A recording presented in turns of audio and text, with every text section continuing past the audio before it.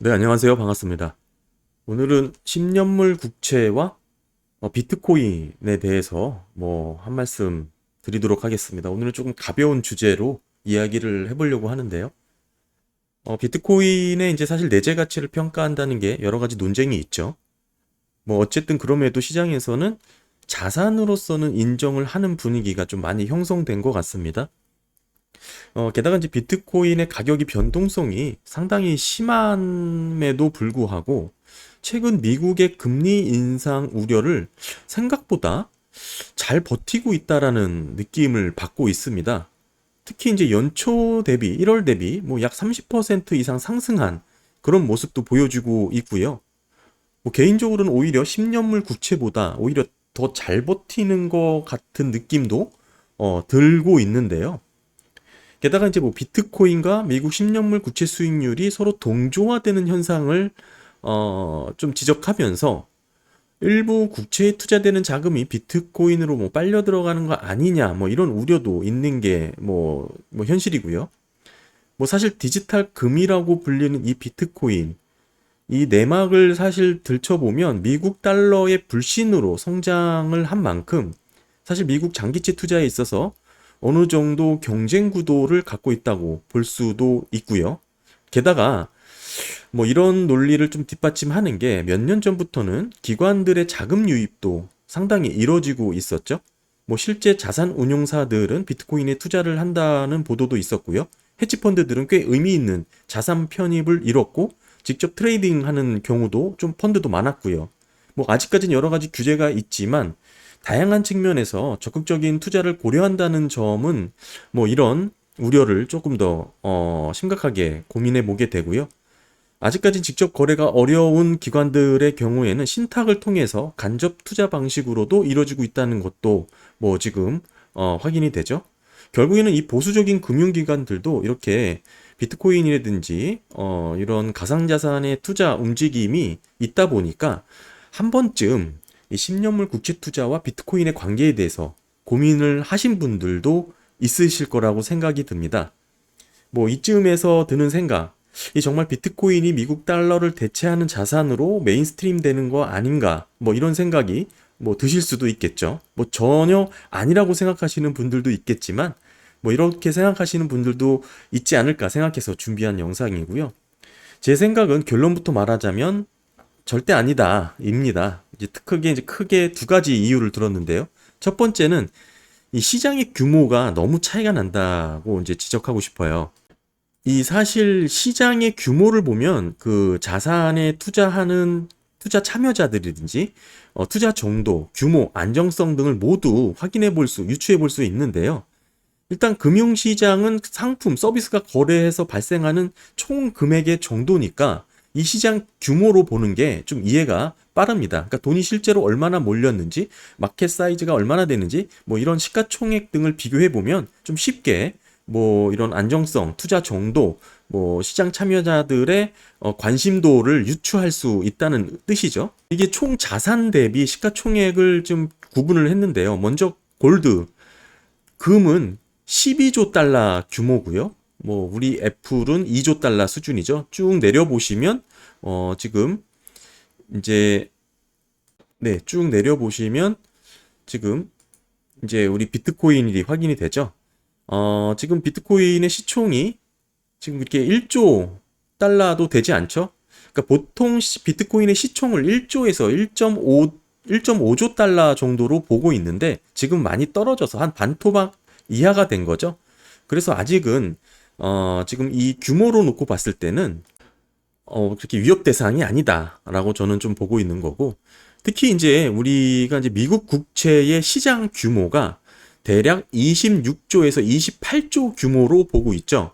그러니까 즉 금 시장에 이제 금의 시가총액이 12조 달러니까 이거의 2배 이상 되죠. 2배 이상 되는 규모로 거래가 되고 있는 게 미국 국채 채권이고요. 거의 미국 1년 GDP에 맞먹는 규모이기 때문에 이 미국 국채 시장과 지금 비트코인을 비교해 보면 지금 현재 비트코인 시총으로 계산을 해보면 지금 1.8% 규모밖에 안 되죠. 그러니까 비교 대상이 아닙니다. 그러니까 이렇게 고민한다는 것 자체가 말이 안 된다는 뜻이고요. 뭐 비트코인의 시총이 가장 높았을 때 뭐 1조 달러, 1.5조 달러가 됐을 때 규모로 놓고 보더라도 비율이 뭐 3.6% 수준에 불과합니다. 그래서 뭐 비트코인이 이제 미국 국채 투자하는 데 있어서 우려나 위협의 정도가 될 수 있는 자산이 아니다. 참고로 말씀드리면 저도 비트코인의 일정 부분은 투자를 하고 있습니다. 이게 이제 말씀드린 대로 뭐 이런 여러 가지 자산 포트폴리오 분배 차원이고 뭐 이런 개념이지 미국 국채를 투자하는 대체 상품, 대체 자산으로 보기에는 무리가 있다라는 의미고요. 두 번째는 이제 안정성이죠. 비트코인 같은 경우는 상당히 변동성이 심한 자산입니다. 심하게 나타나기 때문에 안전 자산이라고 볼 수가 없고 국채와는 대체될 수 없는 반대의 성격을 갖고 있죠. 뭐 이런 굵직하게 자금이 들어오려면 결국 기업들의 투자가 있어야 되는데 이런 자금은 리스크 관리 차원에서 이 기업의 이제 투자 자산에 대한 전체 리스크 포지션을 관리를 하죠. 이게 전체적으로 커질 수밖에 없기 때문에 비트코인의 자산에 투자를 한다고 하더라도 일정 부분일 수밖에 없고 결국 리스크 관리 차원에서는 투자하기 적합하지 않다라는 결론에 또 이를 수가 있겠죠. 뭐 이런 시장 규모와 안정성 등의 이유로 사실상 미국 국채랑 비교하는 것은 아직은 어림없다라고 이제 좀 말씀을 드릴 수 있을 것 같고 또 모르죠. 비트코인이 또 어떻게 될지는.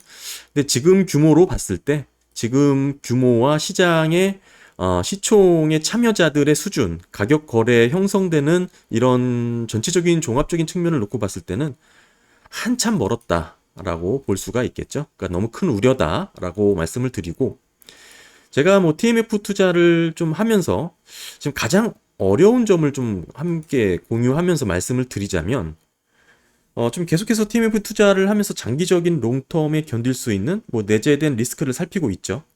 근데 이렇게 살피면 살필수록 투자에 가장 어려운 점이 조금 있는데요.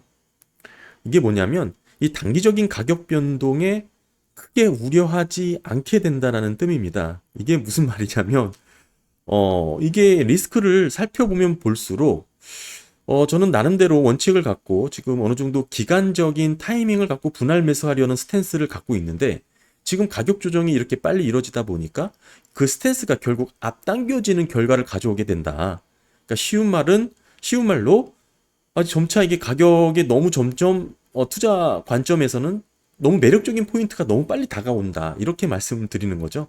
그러니까 요게 가장 힘들다. 요거를 견디면서 분할 매수하려는 저의 이제 그런 원칙, 철칙을 지키는 게 힘들다. 이게 가장 어려운 점이다라고 말씀을 드릴 수 있을 것 같고요. 지금 뭐 이 정도의 변동성, TMF 투자를 하면서 이 정도의 변동성은 글쎄요. 뭐 그렇게 심각하게 우려될 정도는 아니다라고 좀 보여지고 오히려 저는 좀 금리가 좀 빨리 올라서 조금 좀 더 빨리 반영되고 좀 빨리 경기가 조금 이뤄질 수 있는 그런 환경이 좀 갖춰지는 게 오히려 국채 투자하는데 유리한 조건이 아닌가 그런 생각도 하고 있습니다. 글쎄 뭐 지금 10년물 시장 금리가 반응을 하는 거는 연준의 최종 금리가 5.5%까지 뭐 이뤄질 거라는 반영이 된 것으로 지금 보여지고요.